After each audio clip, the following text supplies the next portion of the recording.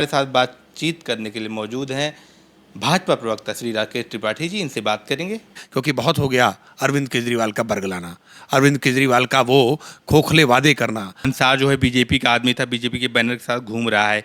BJP कह रही है, आप कह रहे हैं, आपकी तरफ से कहा जा रहा है कि वो आम आदमी पार्टी का सदस्य रहा है। कि दिल्ली का अंसार हो या यूपी का अंसारी, ये भारतीय जनता पार्टी के साथ नहीं हो सकते हैं। या अंसार और अंसारियों को कौन कौन संरक्षण दे रहा है, ये विपक्ष के नेता तुष्टीकरण में किस हद तक चले जाते हैं, ये जनता जानती है। तो चड्ढा हैं, वो साफ साफ कह रहे हैं कि रोहिंग्या और बांग्लादेशियों को बीजेपी अमित शाह भारत में ला रहे हैं। हम तो घुसपैठियों के खिलाफ हैं।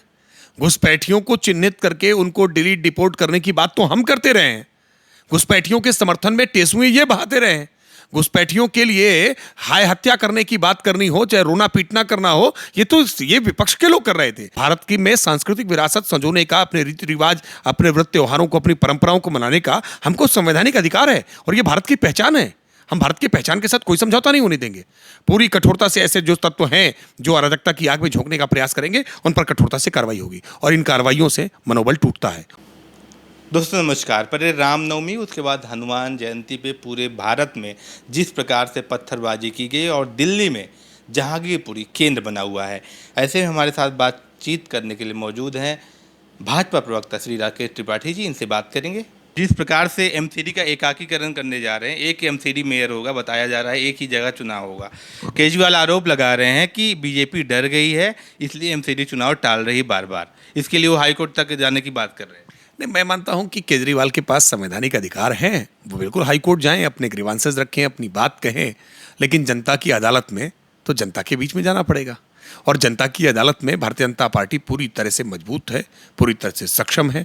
हमें पूरा भरोसा है कि जब इलेक्शन होगा, जब वोट पड़ेंगे, चाहे वो एमसीडी के इलेक्शन हो या आने वाले दिल्ली के विधानसभा के चुनाव हैं, जब दिल्ली के विधानसभा चुनाव होंगे, भारतीय जनता पार्टी आशातीत सफलता पाएगी। भारतीय जनता पार्टी फिर से कमल का फूल खिलाएगी और जनता की जो उम्मीदें, आकांक्षाएं हैं, जो आशा है, उसको पूरा करने का काम केवल और केवल भारतीय जनता पार्टी करेगी। क्योंकि बहुत हो गया अरविंद केजरीवाल का बरगलाना, अरविंद केजरीवाल का वो खोखले वादे करना, लॉलीपॉप देना, वो फ्री के वादे करना, इसकी खामियाजा दिल्ली की जनता ने भुगता है। दिल्ली की जनता ने देखा है कि कैसे दंगाइयों को संरक्षण देना, चाहे वो ताहिर हुसैन हो, चाहे वो अमानतुल्लाह खां हो, चाहे वो सोनू हो, चाहे वो असलम हो, चाहे वो अंसार हो, कैसे उन पर मेहरबानियां हैं आम आदमी पार्टी की, ये जनता ने देखी हैं। और जनता इसका खामियाजा भुगतने के लिए अब केजरीवाल को एंड कंपनी को मजबूर करेगी। जिस प्रकार के आरोप प्रत्यारोप लग रहे हैं कि बीजेपी का अंसार जो है बीजेपी का आदमी था, बीजेपी के बैनर के साथ घूम रहा है।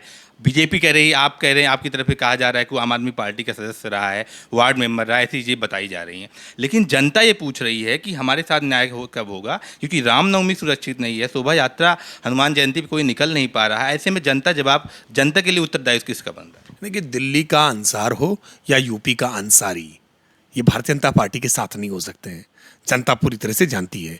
या अंसार और अंसारियों को कौन कौन संरक्षण दे रहा है, ये विपक्ष के नेता तुष्टीकरण में किस हद तक चले जाते हैं, ये जनता जानती है। जनता पूरी तरह से आश्वस्त रहे, जहां जहां भी भारतीय जनता पार्टी की सरकार है, वहां किसी भी प्रकार के हितों का उल्लंघन नहीं होने पाएगा। उत्तर प्रदेश में एक भी रामनवमी और शोभा यात्रा में कहीं किसी प्रकार की कठिनाइयां नहीं हुई। मध्य प्रदेश में जिसने कठिनाई उत्पन्न करने की कोशिश की है, उसकी 7 पुश्तें वैसी गलती नहीं करेंगे, अब ऐसी गड़बड़ी नहीं करने की कोशिश नहीं करेंगे। हर व्यक्ति को अपने मत, अपने मजहब, अपनी आस्था को मानने का अधिकार है। उसमें कोई खलल डालने की कोशिश करेगा तो कानून का डंडा और जेसीबी पूरी मजबूती से काम करेगी। यानी सर, आपका सीधे संदेश है यूपी मॉडल पूरे भारत में लागू करेंगे जहां दंगाई होंगे। देखिए, जो मॉडल सफल है, जिस मॉडल पर जनता ने मुहर लगाई है, जिस मॉडल से उत्तर प्रदेश में जो दंगों की बाढ़ थी उसको हमने रोकने का काम किया है। याद करिए वो दिन जब समाजवादी पार्टी की उत्तर प्रदेश में सरकार होती थी, कैसे अखिलेश यादव के शासनकाल में मुजफ्फरनगर का दंगा, केवल मुजफ्फरनगर नहीं, पूरे पश्चिमी उत्तर प्रदेश में और महीनों तक चलता है। कर्फ्यू लगता है, लोगों को अपने ही उत्तर प्रदेश में शरणार्थी का जीवन जीना पड़ता है। ये सब उत्तर प्रदेश कैसे बदल गया? आखिरकार ये एक मॉडल है और इस मॉडल की सराहना की है जनता ने। फिर एक बड़े बहुमत के साथ 37 वर्षों बाद वो करिश्मा कर दिखाया कि भारतीय जनता पार्टी की सरकार वापस आ गई। कोई पार्टी जो दोबारा वापस नहीं लौटती थी, हमने वो करिश्मा करके दिखाया है उत्तर प्रदेश की मजबूत कानून व्यवस्था के आधार पर, केंद्र की नरेंद्र मोदी सरकार के विकास के मॉडल के आधार पर। जो आम आदमी पार्टी प्रवक्ता राघव चड्ढा हैं, वो साफ साफ कह रहे हैं कि रोहिंग्या और बांग्लादेशियों को बीजेपी पीछे से पुश कर रही है, उनको आगे बढ़ा रही है। इससे पहले अतिक्रमण का मुद्दा नहीं था, अवैध रूप से अब बताया जा रहा है। रोहिंग्या बांग्लादेशी जो है अमित शाह भारत में ला रहे हैं, तो ऐसे कैसे देख रहे हैं कि जिस प्रकार ये आरोप लगा रहे हैं कि आप रोहिंग्या और बांग्लादेशियों को पाल रहे हैं? नहीं, हम तो घुसपैठियों के खिलाफ हैं। घुसपैठियों को चिन्हित करके उनको डिलीट डिपोर्ट करने की बात तो हम करते रहे हैं। घुसपैठियों के समर्थन में टेसुए ये बहाते रहे हैं। घुसपैठियों के लिए हाय हत्या करने की बात करनी हो, चाहे रोना पीटना करना हो, ये विपक्ष के लोग कर रहे थे, जिसमें अरविंद केजरीवाल की पार्टी सबसे आगे दिखाई पड़ रही थी। इन्होंने तो सारे रिकॉर्ड, तो कांग्रेस से भी कई कदम आगे निकल गए तुष्टीकरण की चाह में। देश की सेना पर सवाल खड़े करने लगे, सेना अध्यक्ष पर सवाल खड़े करने लगे, सर्जिकल स्ट्राइक पर सवाल खड़े करने लगे। ये तो भाजपा के विरोध में इतने अंधभक्त हो गए कि भारत के विरोध करने वालों को बिल्कुल उनके सरपरस्त हो गए। ये उमर खालिद को अपनी गोद में खिलाने लगे, कन्हैया के पक्ष में ये नारे बुलंद करने लगे। ये तो देश ने देखा है।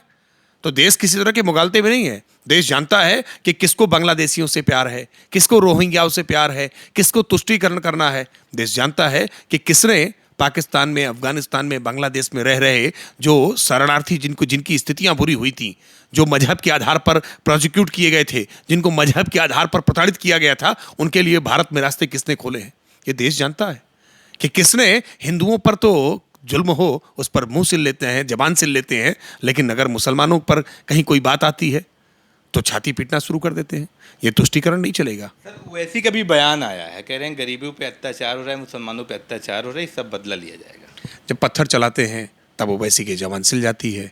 जब रामनवमी के जुलूस पर पथराव किया जाता है, मारपीट की जाती है, तो ओवैसी की जबान चुप रहती है। लेकिन जैसे ही अराजक तत्वों पर, अपराधियों पर कार्रवाई होती है, वैसे ही ओवैसी बोलना शुरू कर देते हैं, उनकी जबान वापस लौट आती है। ये कौन सा करिश्मा है? अपराधी के लिए कोई जाति नहीं होगी, कोई मत नहीं होगा, कोई मजहब नहीं होगा। बुलडोजर जाति और धर्म देखकर नहीं चलता है, बुलडोजर कानूनी और गैर कानूनी देखकर चलता है। कानूनी बिल्डिंग होगी तो बुलडोजर नहीं चलेगा, लेकिन गैर कानूनी होगी तो बुलडोजर जरूर चलेगा। ये बात ओवैसी को भी समझ लेनी चाहिए। सर, जो आज बुलडोजर चला है दिल्ली में, जहांगीरपुरी में, इसको आप दंगे से जोड़ रहे हैं या आप अलग तरीके से देख रहे हैं? एमसीडी कह रही है हमारा कार्रवाई हम इससे पहले 11 अप्रैल को भी किए थे, हम करते रहते हैं और ये हमारा प्रक्रिया है, चलती रहती। देखिए, बुलडोजर तो देश में अलग अलग स्थानों पर लगातार चल रहा है। अवैध अतिक्रमण हटाने की प्रक्रियाएं चलती हैं, लेकिन जाहिर सी बात है कि जहां पर मीडिया अटेंशन होता है वहां की गतिविधियां तुरंत दिखाई पड़ती हैं। जहांगीरपुरी और दिल्ली इस समय सेंट्रल अट्रैक्शन का पॉइंट बना है मीडिया के लिए। इस प्रकार की अराजक गतिविधियों के कारण आज उसकी छवि खराब होती है। ऐसे समय में अगर कोई एमसीडी की गतिविधि है तो वो राष्ट्रीय विमर्श का विषय बन जाती है। लेकिन विमर्श का विषय तो ये होना चाहिए कि कानूनी या गैर कानूनी, क्या लोग कानूनी के पक्ष में हैं या गैर कानूनी के पक्ष में हैं। ये बात आम आदमी पार्टी को स्थापित करनी होगी, कांग्रेस को स्थापित करनी होगी और तमाम विपक्षी दलों को बताना होगा कि वो कानून के साथ हैं या गैर कानूनी ढंग से अपने धंधे संचालित कर रहे लोगों के साथ खड़े हैं। गैर कानूनी के साथ खड़े होने में कितनी बेशर्मी होती है। ये बेशर्मी कहाँ से लाते हैं? ये बेशर्मी बंद होनी चाहिए इस देश में। जो गलत है वो गलत है और गलत को डंके की चोट पर गलत कहना होगा।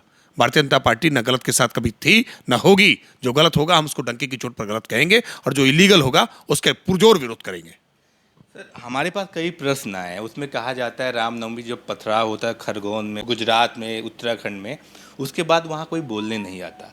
हनुमान जयंती दिल्ली में पथराव हुआ, कोई बचाव में नहीं है हिंदुओं के। कई लोग हमारे पास मैसेज कर रहे हैं कि हमारे लिए कोई खड़ा नहीं होता। लेकिन जैसे ही दंगाइयों पे कुछ कार्रवाई होती है, कोई एक गैंग है वो आ जाती है और उनका बचाव में खड़ी हो जाती है और सुप्रीम कोर्ट तक चली जाती है। देखिए, ये दुर्भाग्यपूर्ण है। लंबे समय तक यही होता रहा है, लेकिन अब ऐसा नहीं होगा। ऐसा नहीं होगा कि किसी को अनाथ की तरह छोड़ दिया जाए। ऐसा नहीं होगा कि किसी की आवाज़ न सुनी जाए। ऐसा नहीं होगा। अगर कहीं अन्याय होगा तो सरकार की जवाबदेही है, जिम्मेदारी है कि वो अन्याय से पीड़ित लोगों के साथ खड़ी हो, उनको न्याय दिलाने का काम करे और जो आरोपी पक्ष हैं, जो अत्याचारी हैं, जो अन्याचारी हैं, जो आतंकवादी हैं, जो अराजक तत्व हैं, उनके ऊपर कार्रवाई कठोरता से हो। और उत्तर प्रदेश की सरकार हो या आज केंद्र की सरकार हो, मध्य प्रदेश की सरकार हो या उत्तराखंड की सरकार हो, जहां भी भारतीय जनता पार्टी की सरकार है वहां हमने कोई नरमी नहीं दिखाई है इन अराजक तत्वों के खिलाफ कार्रवाई करने में। हमने आज कश्मीर का वातावरण बदला है, वरना यही कश्मीर में पथराव की घटनाएं रोज मीडिया की सुर्खियां होती थी, लेकिन आज कश्मीर में ये सब बंद हुआ है। स्पष्ट तौर पर जब शासन की इच्छा शक्ति मजबूत होती है तो ऐसी घटनाओं पर लगाम लगता है। हम पूरी कठोरता से लगाम लगाएंगे। दुर्भाग्य ये है कि दिल्ली में जो चुनी हुई सरकार है वो ऐसे अराजक तत्वों के साथ खड़ी हो जाती है, उनका मनोबल बढ़ाने का प्रयास करती है। इस प्रकार से वहाँ के लोग, स्थानीय लोग ये कह भी रहे हैं कि कोई नोटिस नहीं आया, कुछ बताया नहीं गया, सीधे बुलडोजर आ गया, हम सामान भी नहीं हटा पाए। तो क्या सर ये प्रक्रिया, ये कह रहे हैं अवैध रूप से था, अतिक्रमण था, लेकिन असंवैधानिक था, ऐसा आरोप लगा। देखिए, गैर कानूनी ढंग से बनाए गए किसी भी अतिक्रमण को हटाने के लिए किसी प्रकार के उनको पूर्व सूचना देनी जाए। उनको नहीं मालूम है कि अब उन्होंने अतिक्रमण किया है, उन्होंने गैर कानूनी ढंग से रखा है, और उनके पास कोर्ट हैं, खुली हुई हैं, वो जाएं कोर्ट के सामने अपना पक्ष रखें। लेकिन गैर कानूनी ढंग से अगर संपत्तियां अर्जित करेंगे, लोगों को डराने धमकाने का प्रयास करेंगे, आप दहशत का माहौल बनाने का प्रयास करेंगे, सुख शांति में बाधा उत्पन्न करने का प्रयास करेंगे, तो कानून का डंडा चलेगा। और कानून का डंडा विधि की परिधि के दायरे में चला है, कानूनी रूप से चला है। सर, जिस प्रकार से बुलडोजर चला है, आपको लगता है आने वाले समय अपराध में, दंगा में कमी आएगी? दिल्ली में पहले भी होता आया है, शाहीन बाग हो, किसान आंदोलन के नाम पे लाल किले पे जाना हो, और 2020 में ही दिल्ली में बहुत बड़ा दंगा हुआ था, और अब ये माहौल है, लगाम लगेगी सर इससे? देखिए, कठोरता का परिणाम आता है। उत्तर प्रदेश का मॉडल एक सामने है कि उत्तर प्रदेश में कठोरता की गई है, उसके परिणाम निकल करके सामने आए हैं। उत्तर प्रदेश में चाहे नवरात्रि का समय हो, रामनवमी का समय हो, जन्माष्टमी का समय हो, कांवड़ यात्रा का समय हो, इन हर समयों पर उत्तर प्रदेश में कम्युनल टेंशन हुआ करती थी। उत्तर प्रदेश में डीजे बजाने पर रोक लगा दी जाती थी, जन्माष्टमी के आयोजनों पर रोक लगा दी जाती थी, नवरात्रि में दुर्गा प्रतिमा विसर्जन पर रोक लगाई जाती थी। ये इसी उत्तर प्रदेश में होता था ना, अपनी आस्था के प्रकटीकरण पर रोक लगाई जाती थी जब उत्तर प्रदेश में सपा बसपा की सरकारें होती थी। लेकिन उत्तर प्रदेश ने आज एक पूरा परिवर्तन देख रहा है। उत्तर प्रदेश आज हेलीकॉप्टर से पुष्प वर्षा हो रही है कांवड़ यात्रा पर, आज पूरे जोशो खरोश के साथ दुर्गा प्रतिमाओं का विसर्जन भी हो रहा है, नाचते गाते हुए श्रद्धालु जा रहे हैं, अपनी आस्था का प्रकटीकरण कर रहे हैं। और क्यों नहीं होगा, भारत में बिल्कुल होना चाहिए। भारत की में सांस्कृतिक विरासत संजोने का, अपने रीति रिवाज, अपने व्रत त्योहारों को, अपनी परंपराओं को मनाने का हमको संवैधानिक अधिकार है, और ये भारत की पहचान है। हम भारत की पहचान के साथ कोई समझौता नहीं होने देंगे। पूरी कठोरता से ऐसे जो तत्व हैं जो अराजकता की आग में झोंकने का प्रयास करेंगे, उन पर कठोरता से कार्रवाई होगी, और इन कार्रवाइयों से मनोबल टूटता है। उत्तर प्रदेश में तो मॉडल हमने सफल करके दिखाया है। इस मॉडल का प्रयोग देश के अलग अलग राज्यों में जहाँ जहाँ भी भाजपा की सरकारें हैं वो भी करें, और हम तो कहते हैं विपक्ष के दलों की सरकारें वो भी करें, क्योंकि जब भी कानून व्यवस्था बिगड़ती है तो उससे दर्द दोनों पक्ष को होता है। जो बिगाड़ने की कोशिश कर रहे होते हैं, पीड़ा से वो भी ग्रसित होते हैं। कर्फ्यू लगता है तो दूध उनके घर भी नहीं पहुंचता है, दवाइयां उनके बुजुर्गों को भी नहीं मिलती हैं। इसलिए दंगा कौन कर रहा है, दंगे से पीड़ित कौन है, जब दंगा हो जाता है तो पीड़ा दोनों पक्ष को हो जाती है। इसलिए मैं उनसे अनुरोध करूंगा, जो लोग तुष्टीकरण करना चाहते हैं वो इस दंगे को रोकें, वो दंगाइयों का संरक्षण करना बंद करें। ये दंगा समाज विरोधी है, ये किसी हिंदू विरोधी, मुस्लिम विरोधी, ईसाई विरोधी नहीं है, ये समाज विरोधी है, और समाज सबसे मिलकर है। इसलिए दंगे की प्रवृत्ति को, अराजकता की प्रवृत्ति को बहुत कठोरता के साथ रोकने की आवश्यकता है, और भारतीय जनता पार्टी से पीछे नहीं हटेगी। ये थे दोस्तों भाजपा प्रवक्ता राकेश त्रिपाठी, जिनका साफ कहना है दंगा जो है समाज विरोधी है और दंगाइयों से ऐसे ही निपटा जाएगा। बहुत बहुत आभार सर। जी धन्यवाद, बहुत बहुत धन्यवाद।